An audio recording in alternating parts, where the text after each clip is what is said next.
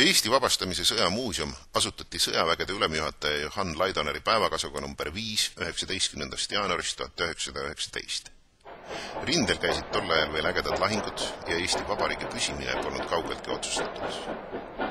Mõtte algataja oli toonane operatiivstaabi ülem, hilisem kindralmajor, sõjaminister ja Tallinna ülemlinnapea Jaan Soots.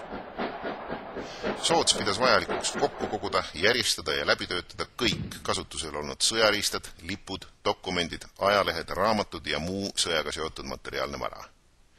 Kõrvuti sõjaväelastega esitati üleskutsega kohalikele võimudele, ajalehtede toimetajatele, fotograafidele ja üldse Eesti elanikele saata esemeid, fotosid aadressil Tallinn, Pagari tänav number 1, tuba 70. Muuseumi korraldaja ja hilisem juhataja oli 6. jalaväepolgu reamees Taavet Poska. Vabadussõjas oli Poska fotograaf. 1921. aastal anti muuseumi käsutusse mõned ruumid ohvitseride kasiino hoone teisel korrusel. Seni toodud materjale oli süstematiseerinud vanavarakoguja ja kunstnik August Pulst.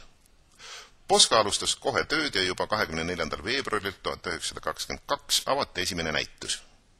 Eesti sõjaväe juhtkond suhtus materjalide kogumisse väga tõsiselt. Anti välja käskkiri, mis keelas väeosades midagi hävitada, enne kui muuseumi juhataja on esemed üle vaadanud. 1930. aastatel nimetati Eesti Vabadussõja muuseumi ümber sõjamuuseumiks. 1940. aastaks oli muuseumis umbes 10 000 museaali, millest paar tuhat oli püsiekspositsioonis. Sealhulgas oli rohkesti relvi, Punaarmee väeosadelt trofeedena saadud lipud, mannekeenid vabadussõjaaegsetes mundrites, sõjakaardid ja ülemjuhataja sõjaaegse töökabineti sisustus. Pärast Eesti okupeerimist 1940. aasta suvel tuli sõjamuuseumil oma ruumidest välja kolida. Varad viidi esialgu Koplisse, niinimetatud punastesse kasarmutesse.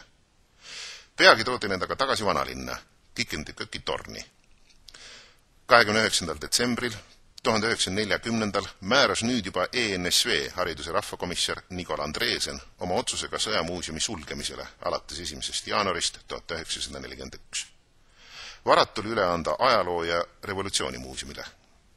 Kui Kikendiköki torni hoiule pandud varad 1941. aasta septembris uuesti üle vaadati, leiti, et ruumidesse on sisse murtud. Puudu oli umbes kolmandik sõjamuuseumi varadest, sealhulgas enamik relvi ja Vabadusristi täiskomplekt. Saksa vägede taandumisel 1944. aastal jäi Tallinna maha hulk relvi. Muuseumi töötajad üritasid neist osa ekspositsiooni tarvis kokku koguda. Selleks oli olemas ka Leningradi sõjaväeringkonna juhatuse luba.